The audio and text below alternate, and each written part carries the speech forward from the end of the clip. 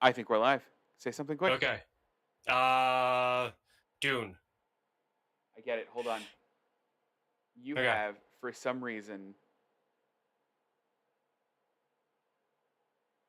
you've got you've got two audio tracks coming in That's fun. instead of just one, which is fine. You just sound double. So everything you That's say, you'll be using the voice. Do you yeah. get it? Do you get it? It's from the thing. Do you get it? It's from the thing. It's just from the thing. Yeah. Um, we're gonna have to talk about all of this, by the way. But while That's we're fine. doing this, how are you, Ryan? Everything good? I yeah, actually I'm doing good. Can you hear me okay? Yeah, I mean, I can hear you fine. We're definitely picking you up. You're just on two Okay. audio tracks for some reason, which like, Yeah, no, the only reason why I said that, oh, okay, I was frozen. I'm not frozen anymore. oh yeah, Okay, you're good. good. I was just making sure. Okay, so I'm doing good. I'm actually doing really, really well. I just got back from a very important doctor's appointment and I'm clear. No Not that way. I not that just for people listening, not cancer. I just wanted Mhm. to be like because that totally sounded like I'm like, yay, cancer free, like I'm clear. No, that's not it wasn't that. I suffer I get kidney stones extremely easily, and Mm. as anybody who's had a kidney stone knows, it's not fun.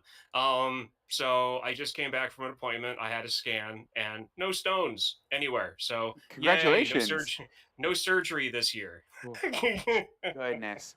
Yeah, good for you, man. That's awesome. That's so good to hear. Yeah. Is was it like a was it like a medicine change? Was it like a diet change? Was it a It's just the fact that I'm drinking on top of the normal drinking I do, which is Mhm. the like I like you have to drink like 8 or 7 8 ounce glasses of water every day for like a Yeah. normal person to stay hydrated. I like add two more glasses onto that, and that's how much water I need to normally be drinking Wow. because of my health issue that I have. Mm. But by extension, the issue with the kidney stones, I have to drink another liter of fluid on top of that every day. So when I get home from work, I have a 1 liter gym sized water bottle that I Oh yeah. fill up as soon as I get home, and I just drink it until and I just drink that until I don't go to bed until I'm done drinking it. I Well usually chug done. the thing. Now, is it one of those So, like so I've had those before, right? Where like they have like on the side of it, they've got like hours of the day that you have to drink mhm, and then like motivational messages like keep up, you're halfway there. Well done. yeah, Do you have yeah, those? it's one of those. Yeah, yeah, it's one of those.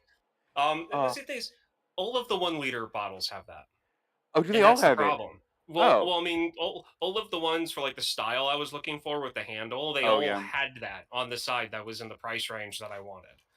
I So I didn't really have a I choice. used to have a roommate who would drink directly from like the gallon water jugs that you get from the store. And he wouldn't Yeah, just drink them from the gallon. He would do this. He'd loop it around his thumb, rest it in the yeah, crook of his arm, and drink up that way. yeah. Like some kind of like old timey prospector every time. There's no story here. I just want you to know that this person exists in the world, Ryan. I'm gonna put them into the same category as people who don't like music. Fair. Knowing the person, fair. So do you wanna go ahead and get started? Yeah, yeah, sure. Uh, Hello everyone. Welcome. Do you have to watch this podcast? I'm Ryan. And I'm Devon. and and that's Devon, and we totally didn't do our normal stick, but that's No, okay. no, I stopped Um, it. our thing here is we make each other watch movies that at least one of us has never seen before. So kind of like a movie book club, if you will. Normally Alan is here, but this week is goofy.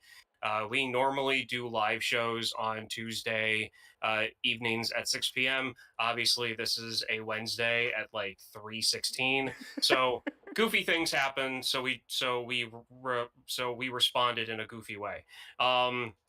So Alan unfortunately could not be with us today, so we had to change the movie that we were going to do, and I tried to keep it topical. And I just started reading Dune because I bought this. Oh, you This was a did. gift from my wife for our anniversary because I've always wanted to read this book ever since I saw the original movie like a few years ago.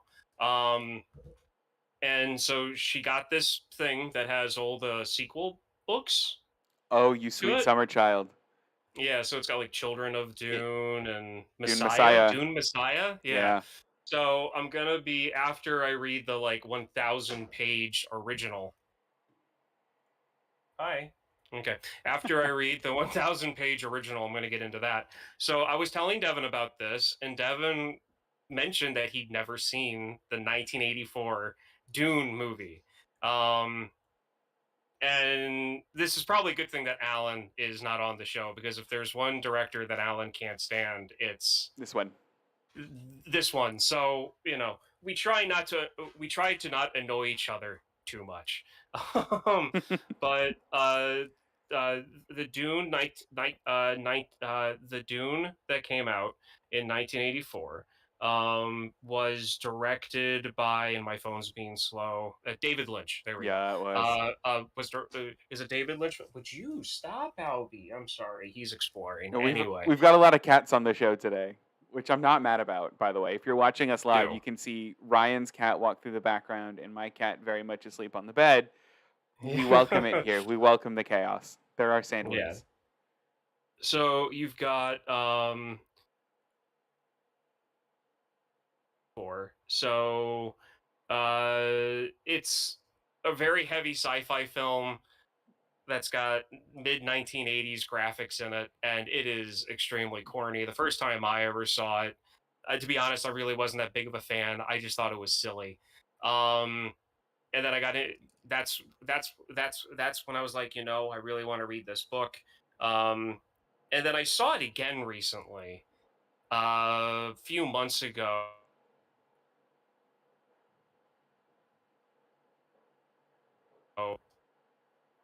You're back. Okay. I said that, when I saw it again for the second time, I was like, this isn't bad. It's just really corny. And I decided to go through the movie with that mindset. And I'm like, I really like this as kind of like like a light, funny movie to watch. That's how I took Hmm. it. As which is a completely different take than I have on Dune Part One that came out a few years ago. I recently just rewatched that last night, and I have to say that that jumped to probably one of my top 30 favorite movies. No way. Yeah, like Okay. like just taking it as a film, Hmm. and I have opinions about movies that come from books, and that I don't think a lot of people share the same type of view I have on it. So we can get into I that can't too. wait. Okay, so Devin, you had not seen the 1984 Dune, right? I've never seen any adaptation of Dune. Okay, but you've read the book. I I've read the just book. I've read the Okay, first good. book. Hold on, before we keep Okay, going, Ryan, how many Dune yeah. books are there? As far as I know, there's three. There are Is that 25. God? So, uh, Frank Herbert's children took over the series after he passed away, and boy, did they Okay, take over the series. The three that you have right now are the three core ones. Arguably, okay.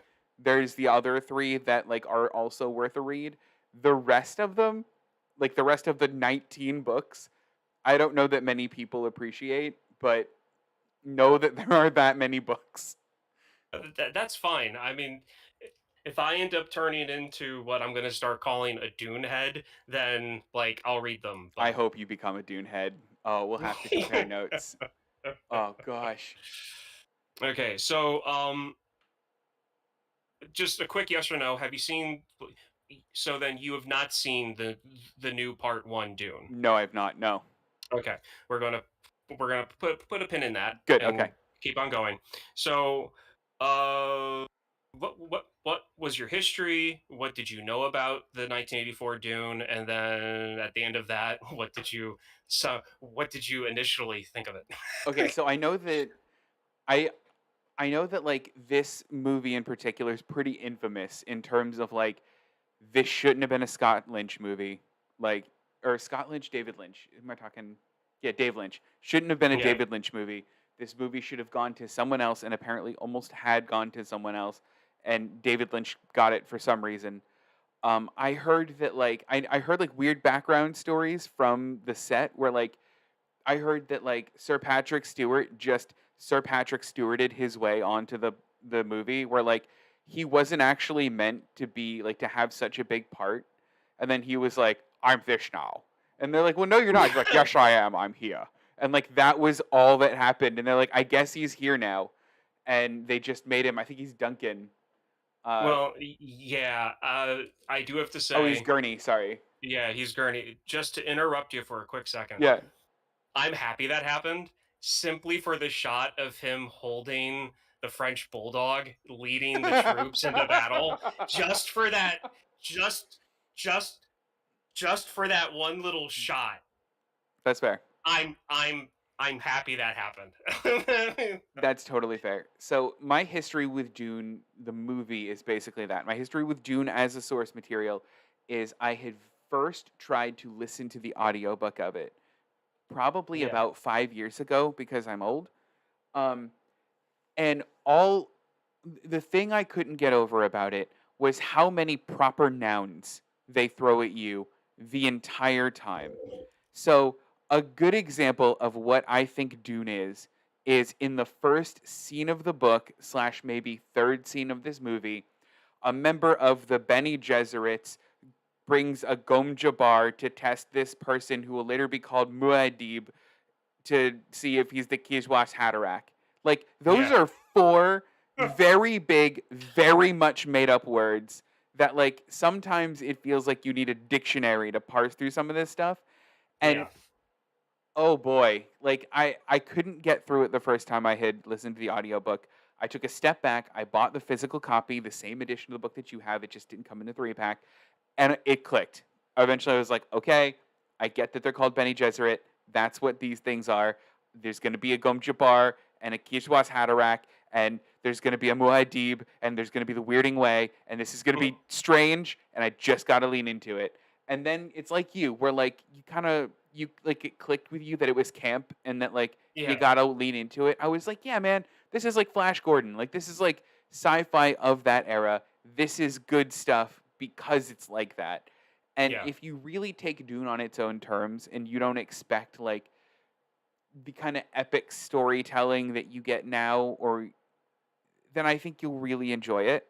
So knowing that going into the movie, I'll give my reaction to the movie then, I guess. okay. I don't know how anybody who doesn't and hasn't read Dune understands a thing about this movie. I think that exposition is delivered in such a clunky way, and there's so much to explain that, like, Hmm. oh my gosh, I, I will definitely watch it again. I think that Scott, or I think I keep calling him Scott Lynch, David Lynch. I think that David Lynch, like, I don't think he understood why people like Dune at all. I think he went, I have to turn this book into a movie. Let's film the important scenes. Here's 30 of them. I filmed them. Go. And like that's all the care that was given this movie. Like nothing that's good about Dune is in this movie, I think. Okay. But Dune is in the movie, and we can talk about Yeah. that later. Okay. So, that's I really didn't know what to expect from your reaction to this. So Yeah. so from from me liking this movie from a camp perspective, I'm happy to hear that you want to see it again. Oh yeah, 100%. I mean, the first time they turned on their little like laser shield things and they just turned into block men, I could not stop laughing.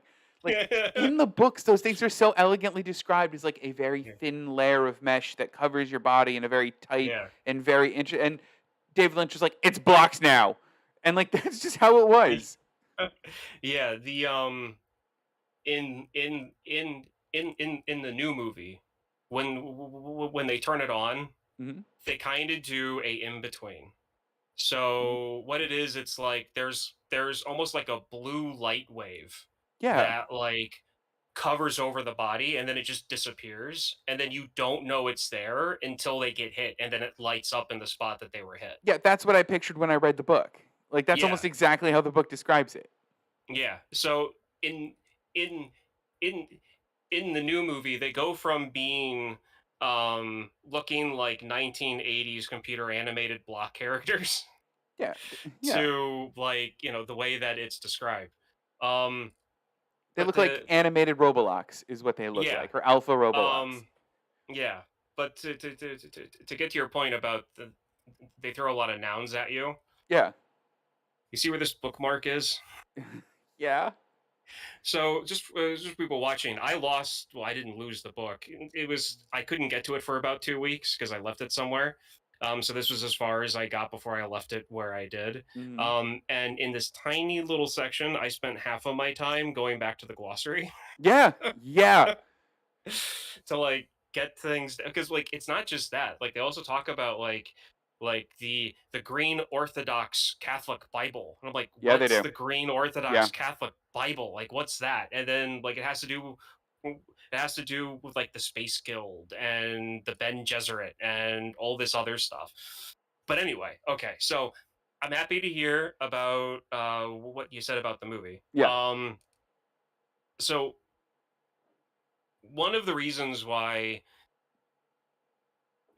one of the things that drew me into this one is that I should say I give it a lot of width or birth or distance, Runway, whatever. all of it. Yeah, I give it a lot of space simply because it was made in 1984 and because of who made it. So I give it like a lot of like slack.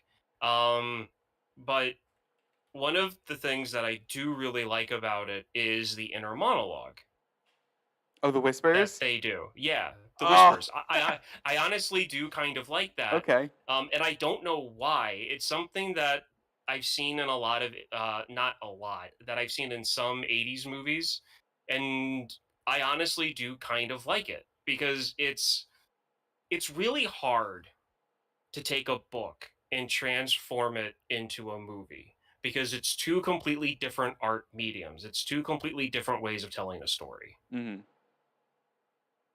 And that's where my view on m- movies that are based on books, that's where a lot of my views come from that. Mhm. So whenever I hear about, oh, there's a book that was turned into a movie and the people that read the book don't like it. My first thought is, well, of course they're not going to like it because they know the whole story and unless you take Dune and turn it into like a 5 season, 25 episode per season show, you can't cover everything. You're right. You're definitely right. I think that there are instances in which that's not the case. And I think those prove to be more the exception that proves the rule than anything else. I think that a good example would be Shawshank Redemption. I think that's miles better than the book. I think that something like Fight Club, while I did like the book, I think is better in movie form. Hmm. Um, I also, what's weird? I like the Godfather movie more than I liked the Godfather book, and that probably means that like you have to take my man card away now. But like, I don't know, I like that a lot. But yeah, there are some very notable exceptions, but that's fair because in a book or in a movie, oh, and The Martian. Sorry, The Martian's also a really good one. Um, Yeah. in a movie, you have to cut some plot. You have to cut some Yeah. characters. You have to mix characters. You have to. I think the thing with this for me is that they didn't really cut much. What they cut was like. So the thing I like the most about Dune is that there's a lot of interpersonal relationship going on. And Hmm. what the movie felt like it was missing was that interpersonal relationship growing in a realistic way. And I think especially when Paul meets the people that live out in the desert in Dune, they're like, "Ah, look at you. We're going to kill him. He's this awful person. Oh, he knows the weirding way. Now he's our leader." And I'm like, "Well, hold on. Like none of this and then they were like best buds after like 3 Yeah. minutes and he's like my name is a killing word for them, which like all of that happens in the book.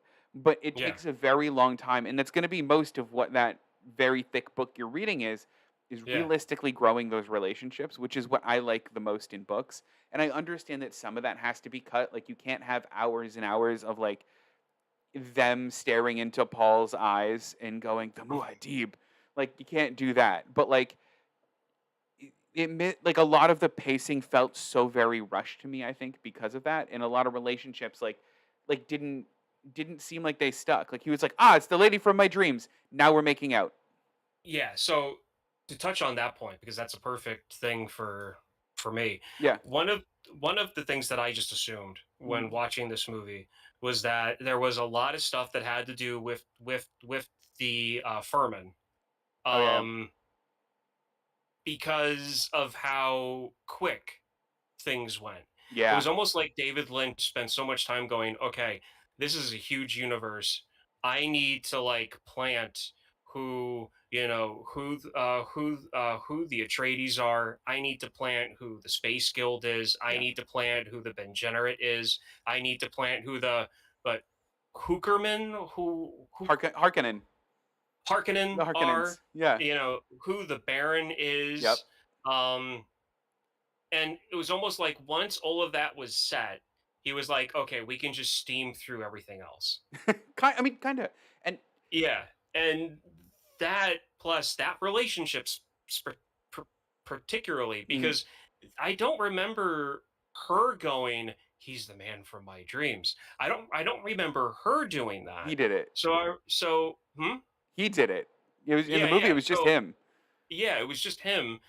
And so like they do some montage stuff in the movie which is classic for the 80s, and I guess that's supposed to be like marking the time Yeah. of like showing things like growing and growing and growing, but there wasn't any montage of any like angst against him. It was like from the second, like the weirding way they like bowed, and there wasn't any conflict between him and anyone else. They just No. accepted him.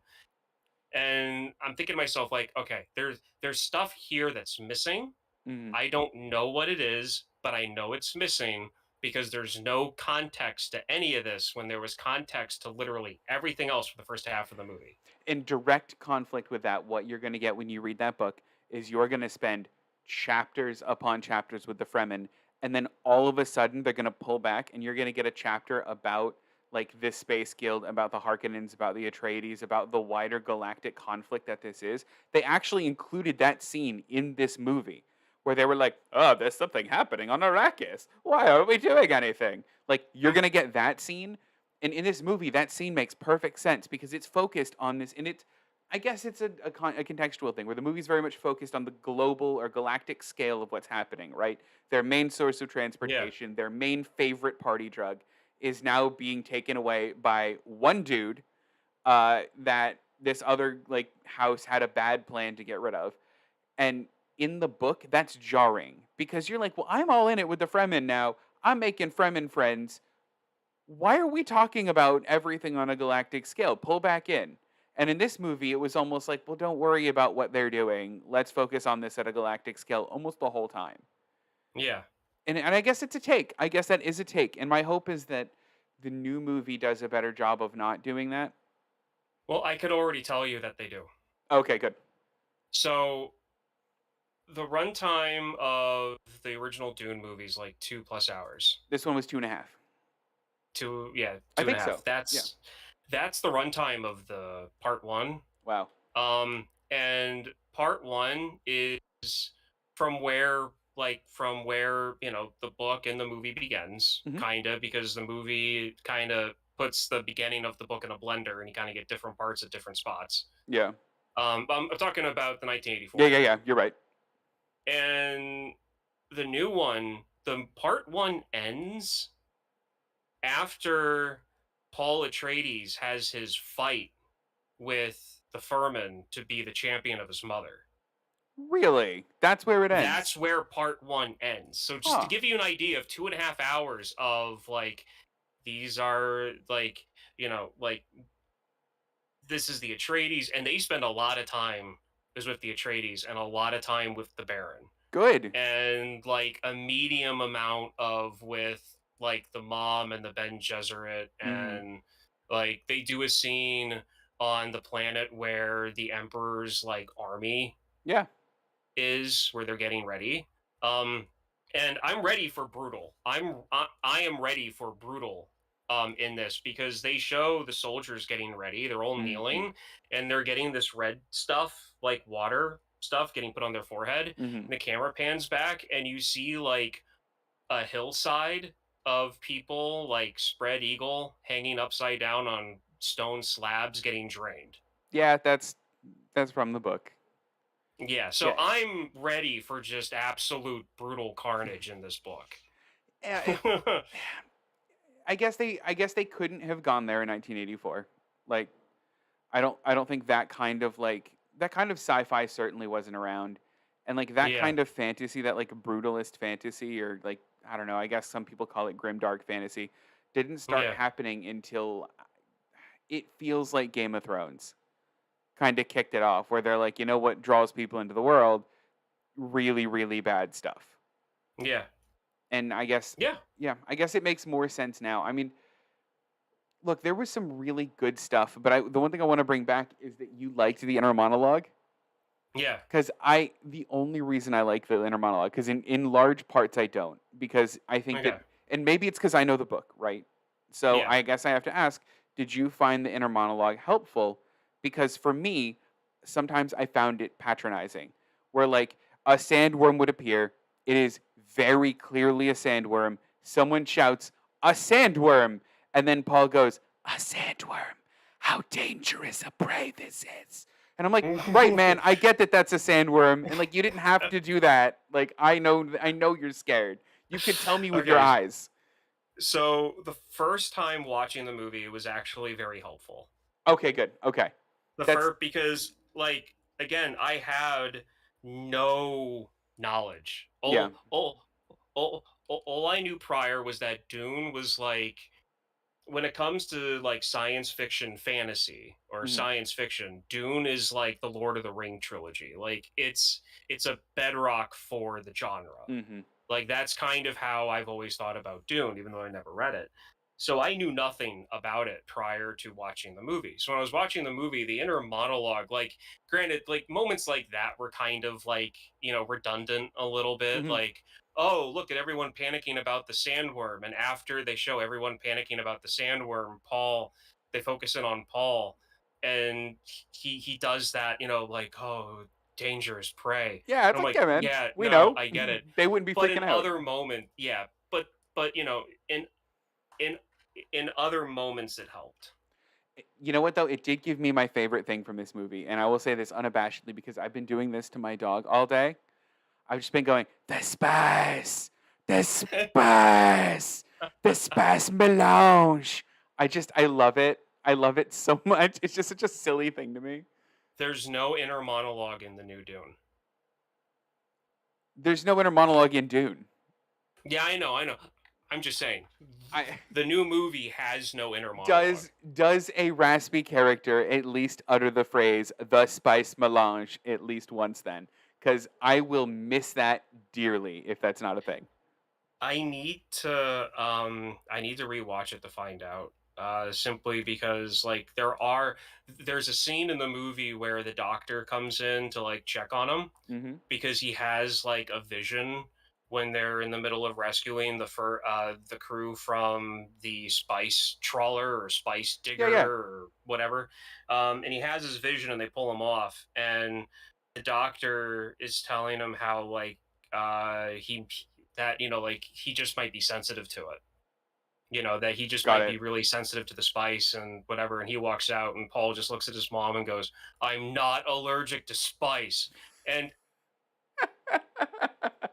I, I'm not allergic to spice, mom. Like I was really waiting for that mom Mom, part to come yeah. out of like the end. But I mean, I sent you a meme that said that the best way to summarize Dune is that it it answers the question of how much cocaine you need to do before you become religious, Yep, yep, yep. or that, or no, it was that, or it was that it proves that everyone has a certain amount of drugs they can do before they become God, or or something like that. Yeah, And watching it and seeing his reaction, I'm like, yeah, no, I yeah. totally get that. That's basically what's happening here.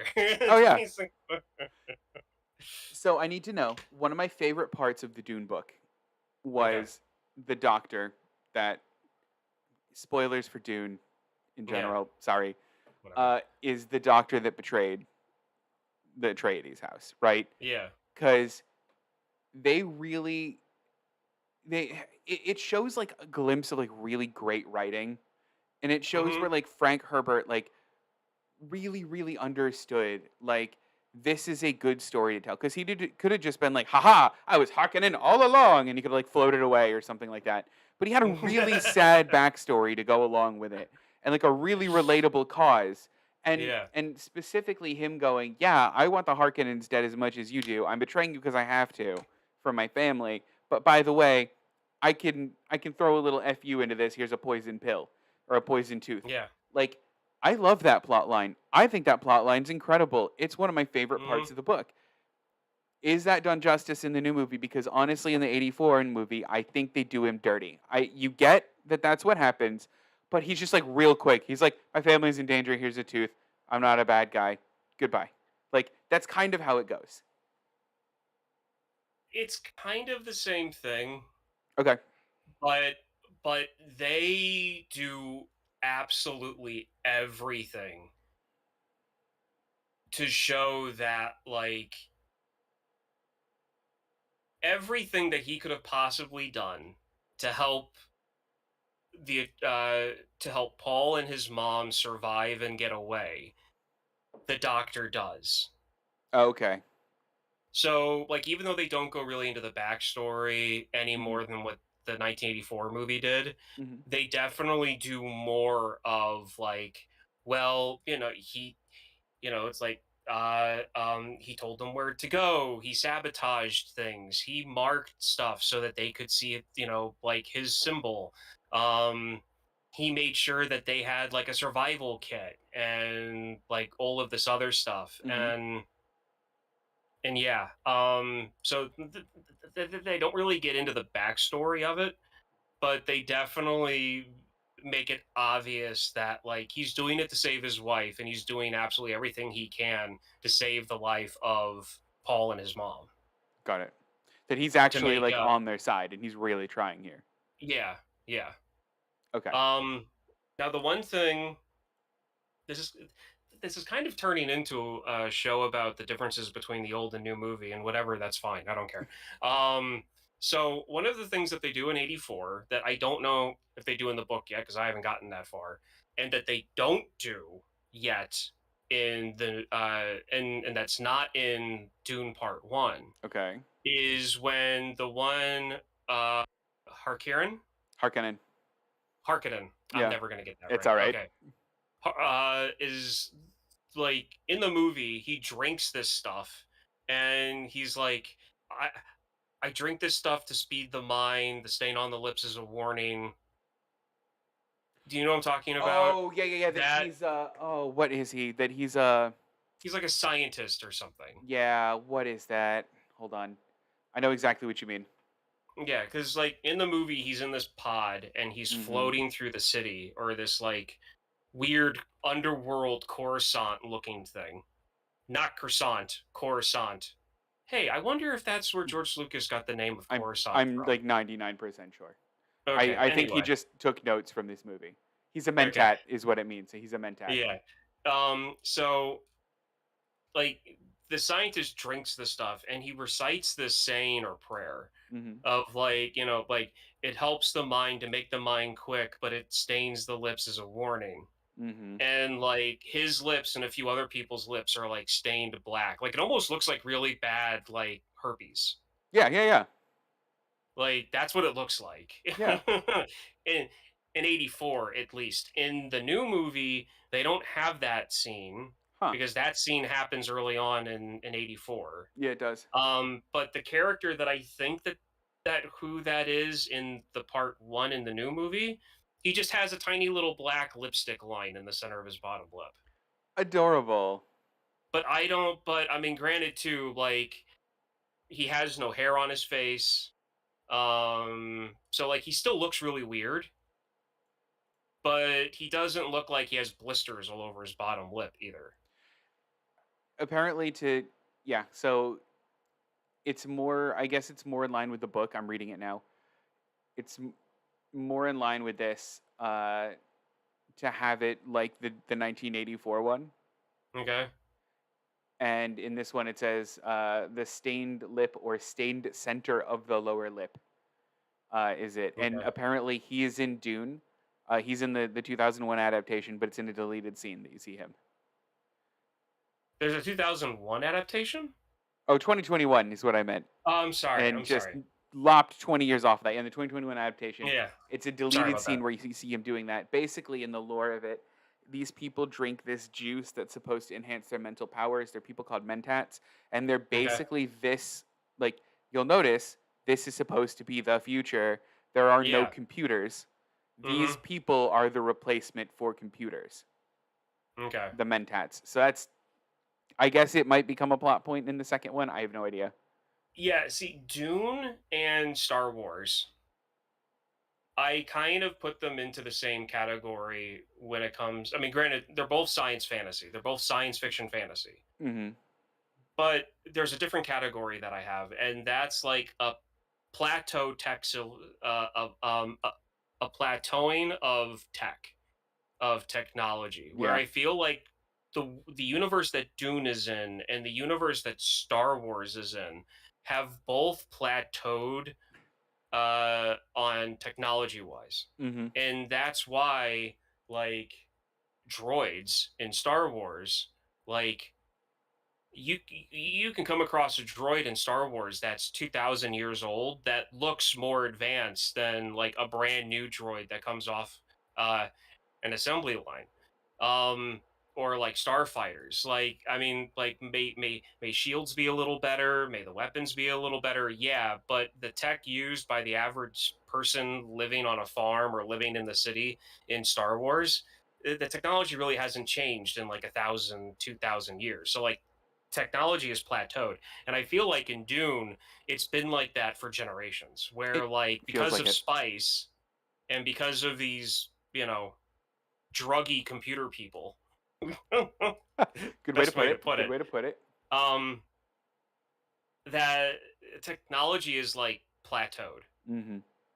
Yeah, Um, and that's fair. Do you think that's realistic though? So like knowing like how you think the world or how the world works like now. Like do you think that humans would ever be like, all right, look guys, it's 2024. We did it. We've done technology. High fives all around. Everyone's driving a Tesla until eternity. I feel like that would only happen. Like I, f- I feel like a technology plateau would only happen if at the end of at either under two situations. Hmm. One is that the Dark Ages start up again, and any type of scientific advancement or experiment is outlawed. Okay. And in which case, everything reverts back to what the oldest generation or the generation in power would consider to be the right way of doing things. And so then there would be a decrease in tech, and if then that holds and no one knows how to carry on or advance technology anymore, then things just plateau and stay that way until that crumbles and something new comes out of it. So that's one situation. And then there's the second situation where science has evolved technology to a point where like a hydrogen collider, or being able to figure out hydrogen fusion, um how to harness a black hole, like all of that stuff has been done and we Hmm. can do it. And there's really nothing else we can study or do because we physically cannot create the machinery to measure what the next step would be I think and of what to do. I think of the two that you'd mentioned, I think I totally buy the first one a lot more than I buy the second one. And I think that's one of my favorite parts about Dune is that like in regards to humans, not having the capability or the resources to do it, I think we'll always try to find a way.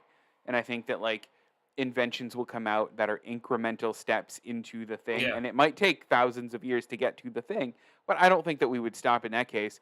But the one thing I like about Dune in its world is that it's kind of anti-capitalism in a way, or at least it certainly feels like it, where there's this like ruling class that's very rich off the backs of these people who are very much oppressed on a planet, and part of the plot is to give the control of the resource back to the people who are actually there and actually own, or at least historically own, that resource.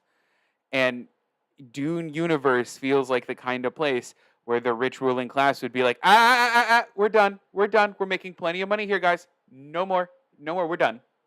And just would halt technology for thousands of years because, we're good. This is it. We're all making money. Don't worry about everyone else. We're fine. And if you don't like it, Yeah. here's some spice. Um, yeah. Which I'm sitting here thinking about, wow, this definitely sounds like the American West during this Yeah. definitely sounds like the American West with Manifest Destiny. Um Oh yeah. wow, our history can be dark. Anyway, You're um talking to someone who's in the UK right now. Dark history is what we do, man. It's yeah, our thing. true. Take a walk down to a museum. Any of You'll them. see All of them, in it. fact. Oh, there's uh, some museums you can go into where they're like very obviously just missing a few years. Don't worry about what happened at that point. Don't worry about yeah, it. It was great. yeah. No, that's bad. Okay, so yeah, no, I feel like science, almost everything science fiction is either, I wouldn't say anti-capitalist, but definitely um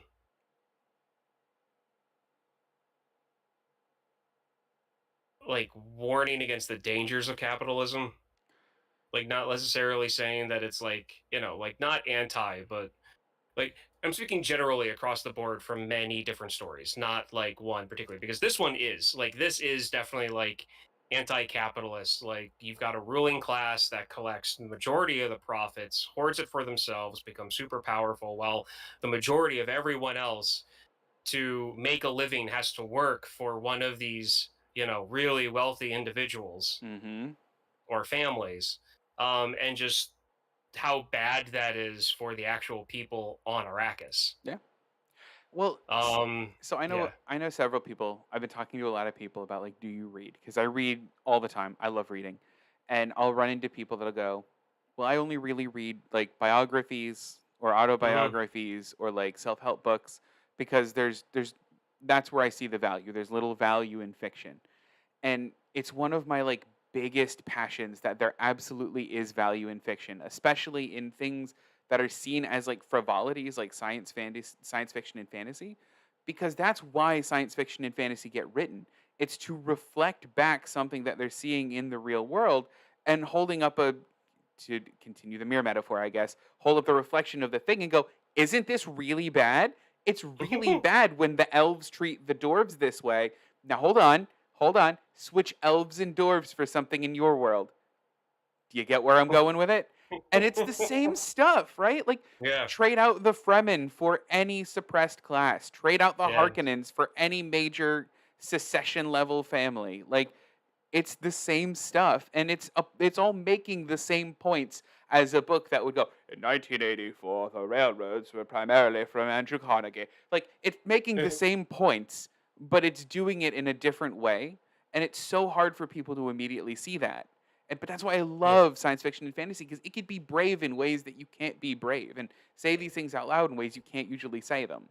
Yeah. And that's one of the things and that's why I'm getting into it, because I'm realizing that I like it. And it's something that I've always liked with movies Mhm. and TV shows. And that's one of the reasons why I've always liked sci-fi, because it's a very easy genre to be able to again hold that mirror up and say, hey, maybe this isn't such the maybe this isn't such a good idea. Yeah. Like maybe we should look at it a little bit differently. And one of my favorite things so far in that's shown in 84 and that's shown in Dune Part 1, and I haven't really gotten to any of this in the book yet, so Mhm. I've got to see how I've got to see how the source material does it. Is you've got like the Galactic Emperor is working with the Har- Harkonnens. Harkonnens. For some reasons, like my brain goes, it has an H sound at the beginning and ends in horns. I'm like, no, it doesn't end in horns, and then I don't know how to pronounce it. Like that's Oh, how my brain like get like does that. But Makes anyway, sense. so you've got like the emperor and the rest of the houses with them, and then you got the Atreides that wants to go down and like do things differently and be like, hey, look, Furman, like this is your planet. We're here to mine the spice. So how about if we work something out that's mutually beneficial? I want to give you your freedom, but we have to be here, to mine the spice. But at the same time, we want to respect your beliefs and your land. So can we work something out? And just that mindset is seen to be so dangerous, and that the Galactic Emperor knew that that's what the Atreides would do, and so that's why they wanted to wipe them out, because of that mindset, because they were afraid that that was going to perforate across the whole known universe, as they say in this. Um, and they didn't want that spreading. And I can't tell you how many TED talks, how many moth events, um, and just how many seminars I've heard and interviews I've heard of billionaires, millionaires, C, and CEOs recently start to open up about, hey, the way that we've thought things should be done since like the early 70s is kind of coming back to bite us right now, and we need to rethink this. And they're starting to wake up to the idea of like, maybe things are good on Wall Street and for like the major shareholders and like the people that own these mega companies, but literally everyone else is struggling, and if we don't do anything soon, the pitchforks are going to be coming for us. Yeah. So you, oh, you're so topical right now. I love it. So first off, I didn't go into this conversation expecting to come out of it loving Dune this much. I I read Dune. I've listened to the audiobook. I've now watched the 1984 thing. I thought it was just fine. I thought, I'll interact with it every once in a while. This conversation might have turned me on Dune. I might love Dune now. Damn it. The other thing is to talk about your point with these CEOs coming out to directly reflect what the Galactic Emperor and the Harkonnens were doing today, or like yesterday. I saw this today. Mhm. Tim Gurner, the CEO of the Gurner Group, just came out and said that he would be more comfortable if there was about 40 to 60% unemployment in America, because people need to understand that it's not what can you do for, like, what it's not what how can your company benefit from you as a worker. It's how is the company benefiting from you, and not how are you benefiting from the company, basically. Yeah. and and people need to understand that you're a small cog in the machine of the company. It's not something that should be helping you, and that's exactly the emperor's point in dealing with the Atreides. Is, well, no, the Mm. Fremen need to understand that they're there for us to take the spice from. They're Yeah. not there to benefit from our rule at all.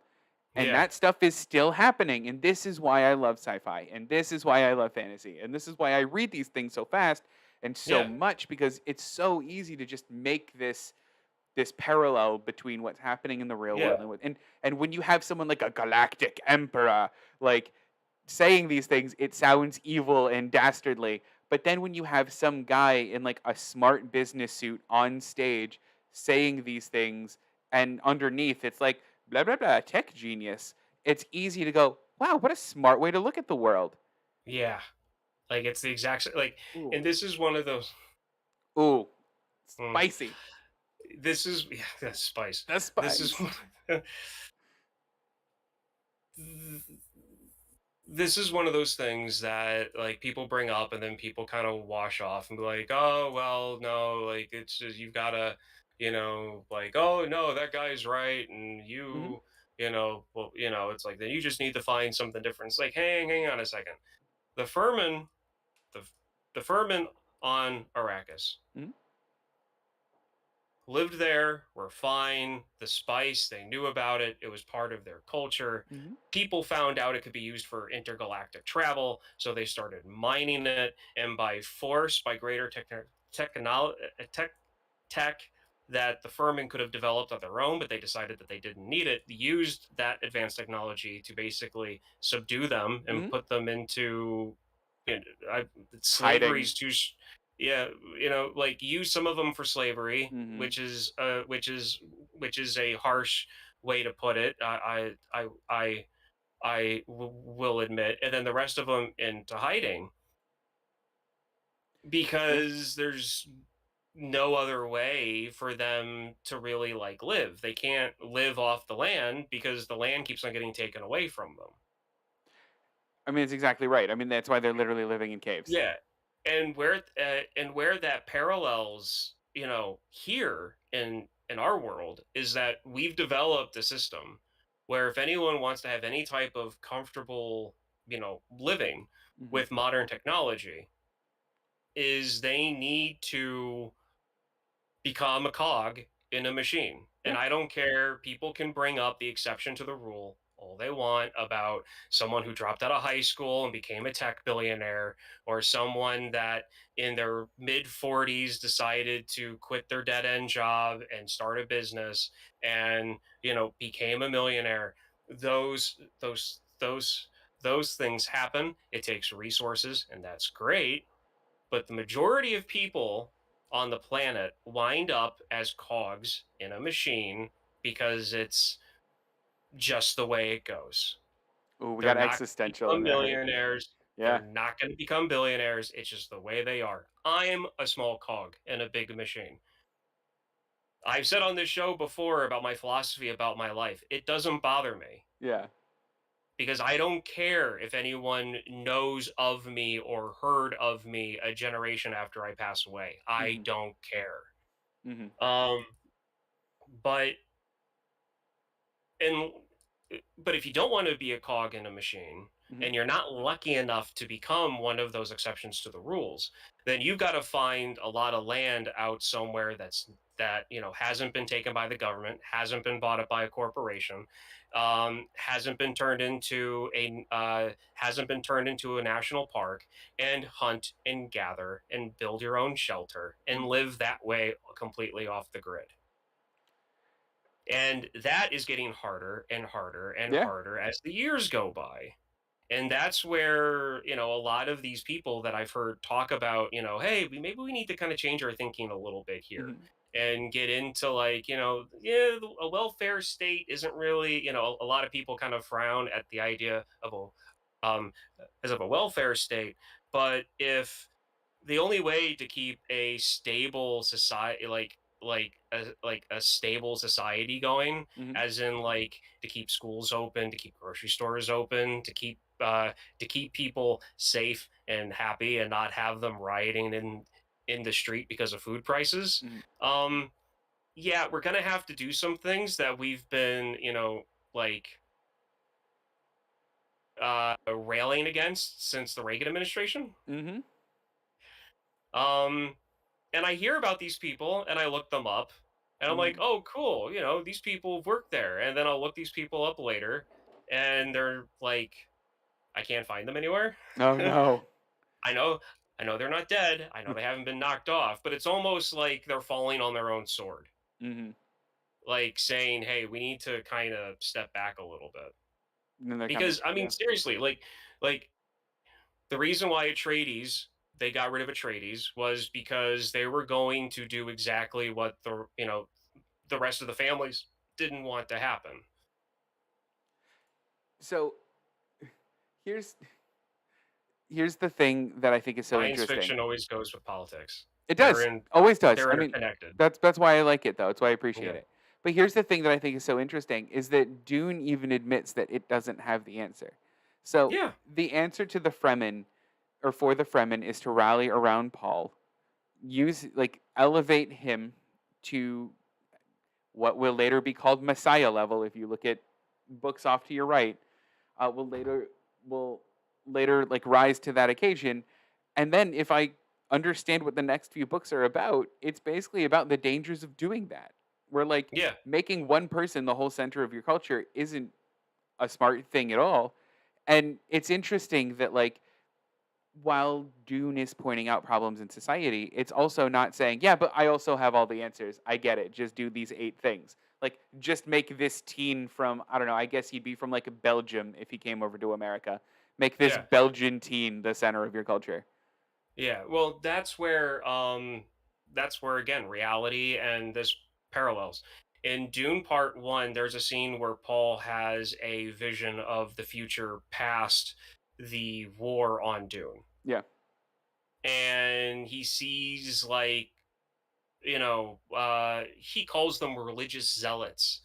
Yeah. Um uh Uprising around the universe, taking down all of the other houses under the Atreides banner. And Sure. he freaks out and he's like, no, no, no, this is wrong. This can't happen. A bunch of religious zealot freaks. They're flying our flag and this is Mhm. horrible. And he has the natural right reaction to it. Mhm.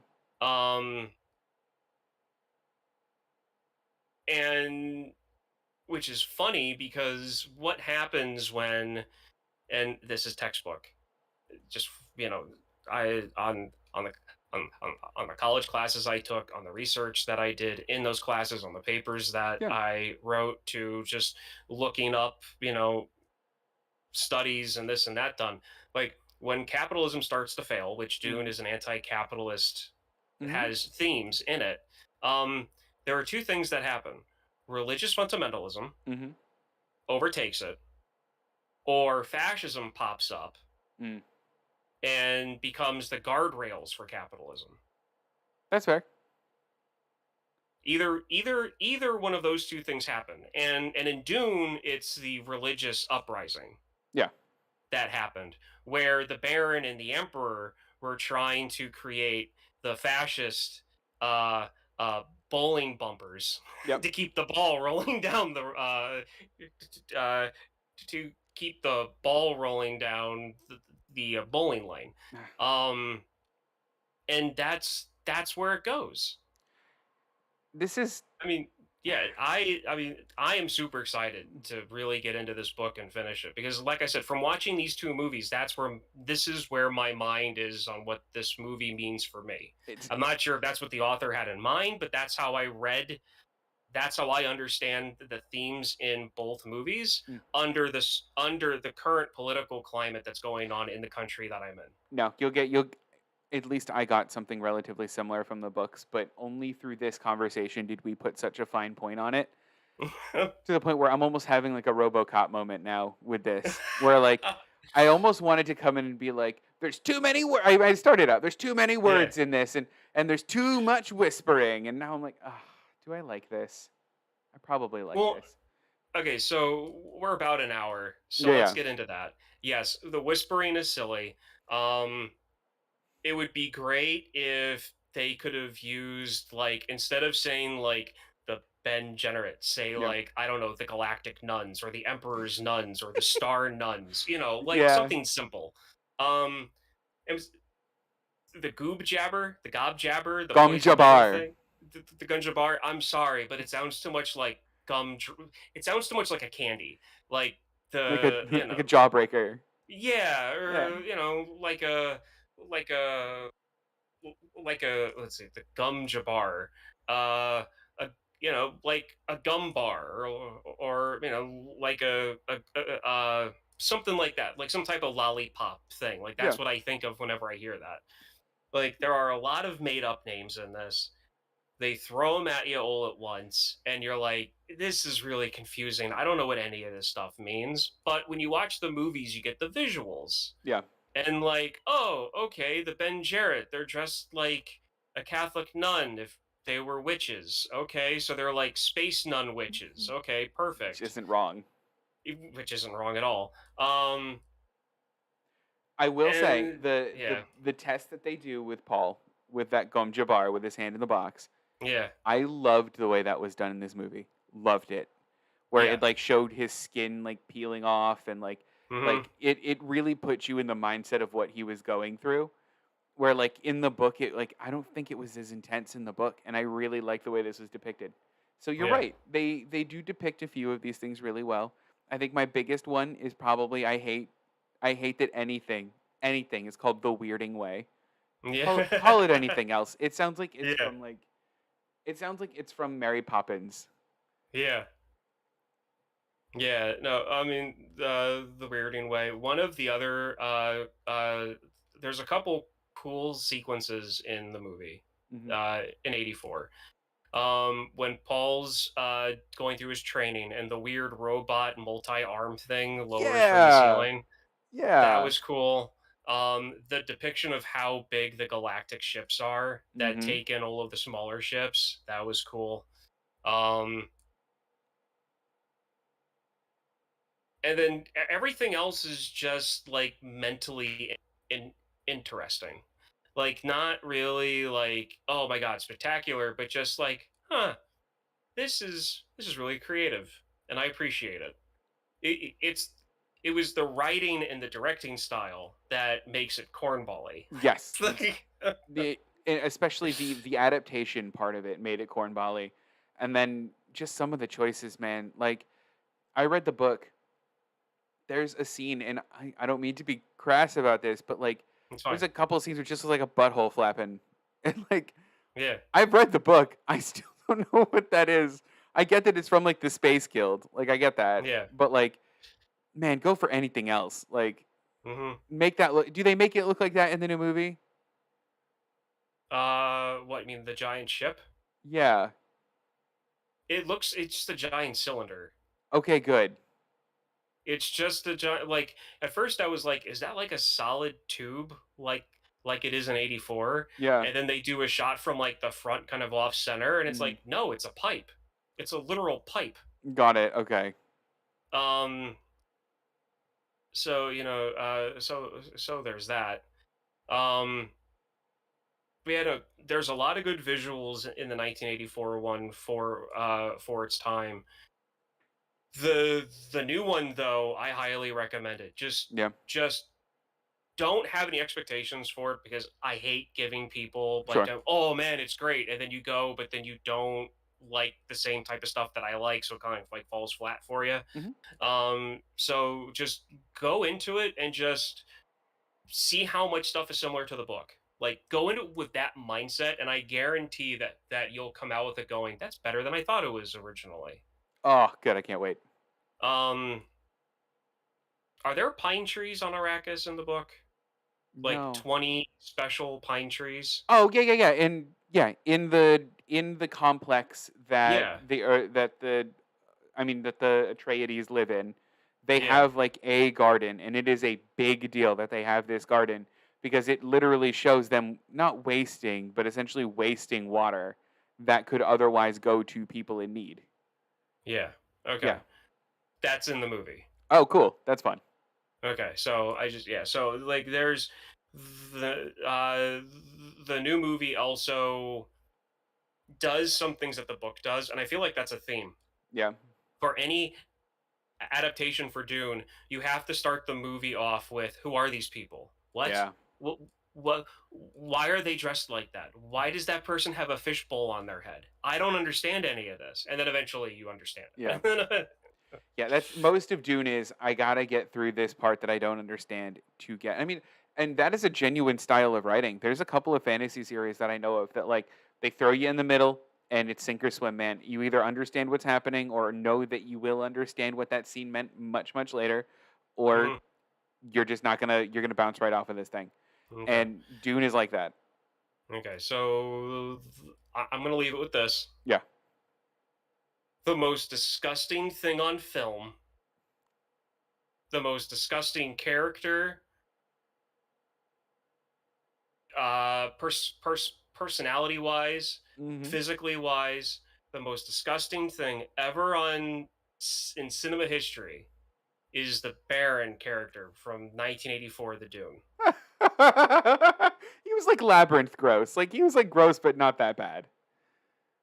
The scene where he pulls the heart plug out on the guy Oh yeah. messing with the daffodils Yeah. and everything. Yeah. It's That's what gross. did it for me. That's one of those things where it's like it didn't gross me out where I couldn't look at the screen. It was more like psychologically gross. And you Like the way that he was like playing with the guy when he did it. One of the things I'll give this movie is I think that the the the Baron, Mhm. like his performance elevates this movie quite a Oh lot. yeah. Like he is so into it. Like, and he's not doing it ironically, but he chews the scenery whenever he's in it. Yeah. Like he's really good at playing that Yeah. character. Um, and then as a juxtaposition, the Baron in the new movie, Uh-huh. they used his floating ability Yeah.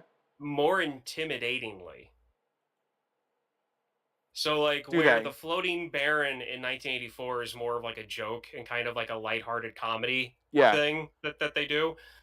There is a scene where the Duke of Atreides is like drugged and sitting at the end of a table at the end of a long table because the Baron is there, Yeah. and the Baron's asking him questions while he's eating, and then the camera like stops, looks at the Baron, cuts to the camera shot of behind the Duke of Atreides Hmm. over his shoulder, and but it's like focused on Atreides, not at the end of the table, Yeah. and the Baron floats up all blurry and then comes across the table Ah. with like the bottom of his dress or gown like dragging across the table as he's floating over, then floats down and then sits at the end of the table. Oh wow. Creepy. Awesome shot, That's very but cool. done very, very good for like a thriller creepiness scale was like almost a 9 on that for me. They definitely went for a different tone. Like I don't Yeah. see this guy ever trying to be creepy in that way. Yeah. No. He was this guy's more like okay, he reminds me of the Penguin from Batman. Yes. That's it. Perfect. That's the Perfect. kind of creepy this guy is. Now, Hold on. and I don't know if then you know okay. this, Ryan, but Alan's Yeah. in the chat. Yeah, what do you say? He just went Sister Act Eh, in regards to that, which yeah, sure. yeah, Also, okay. to an earlier conversation, he said we're all doomed, which also yeah, one of the better puns I could have made off of this. Okay. Um, I liked it. that's fine. That's fine. I'm trying to process it at the moment. Good. And then my favorite person that they got for this, Mhm. besides Sir Sir Patrick Stewart, was Sting. Yeah. Yeah, that's fair. Nothing. Okay, so again, I told you one of my favorite moments of this Mhm. is Patrick Stewart holding the French bulldog as he's leading his soldiers into battle. Yeah. My second fav favorite scene is Sting overacting the look of being seductive in his gray underwear looking at the Baron. Oh my gosh, yeah. Oh, that is a really good scene. And then that's all I have to say about Dune for this conversation. There's a lot more that can be said about Paul Atreides' younger sister, how she's depicted in Yeah. 1984. We could talk about how quick the relationship with his girlfriend is. Yeah. We could get into a lot of other stuff, but there's just too much to talk about. So that's what we hit on. That's Yep. this conversation's natural, it just naturally evolved. That's Mhm. that's what we do here. So again, you have to watch this podcast. Uh, we're normally on Tuesdays at 6 p.m. live here on YouTube, but you can find us on Facebook, you can find us on Instagram, and then we eventually release a couple days later. We release all of our live shows as audio podcasts, and you can find them literally anywhere. And we are part of the Rum Runners Network. So if you go to their website, you'll find our site. Um, so yeah, Devin, do you have anything else? No, man, that was it. This was great. You converted me, I think. I came out with a much better appreciation of this after having this chat. Good. This is why I like what we do. This is why I like this. Yeah, same here. Yeah. Um, so we don't really know what's going to happen next week. This was technically my pick. Which means it's Alan's next. And and if that's what it is, that's what it is. And then Alan's next. So we will get out at some point what movie's going to be next week, or it just might be a surprise. A few days before the show, we might put up a meme, and then you know what movie we're doing. And if that's the case, that's how we do it. Surprise. So there we go. But anyway, for You Have to Watch This podcast, I'm Ryan, And I'm Devon. and The spies. The spies.